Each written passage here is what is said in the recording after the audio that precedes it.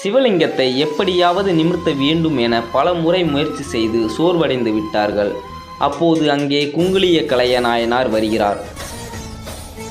சிவனை வணங்கி, எம்பெருமானே, நீ குனிந்திருக்க கூடாது, நீ நிமிர்ந்தவனாயிற்றே. ஒரு பெண்ணுக்காக அப்ப குனிந்த, இப்ப நிமிரக்கூடாதா? நீ நிமிர்ந்திருந்தால் தானே எங்களுக்கு அழகு என சொல்லி கயிறை எடுத்து ஒரு முனையை சிவலிங்கத்திலும் மறுமுனையை தன்னோட கழுத்திலும் கட்டிக்கொள்கிறார். தான் இறந்தாலும் பரவாயில்லை, சிவலிங்கம் நிமிர்ந்தே ஆக வேண்டும் என இழுக்கிறார். பக்திக்கு கட்டுப்பட்ட இறைவன் மெல்ல மெல்ல நிமிர்ந்து முன் இருந்த போலவே காட்சியளிக்கிறார். அங்கிருந்த மன்னர், மக்கள் எல்லோரும் நாயனாரை போற்றி புகழ்ந்தார்கள். சிவன் 63 நாயன்மார்களில் குங்குளிய கலைய நாயனாரை ஒருவராக சேர்த்து கொள்கிறார். எல்லாம் அந்த ஈசனின் செயல்.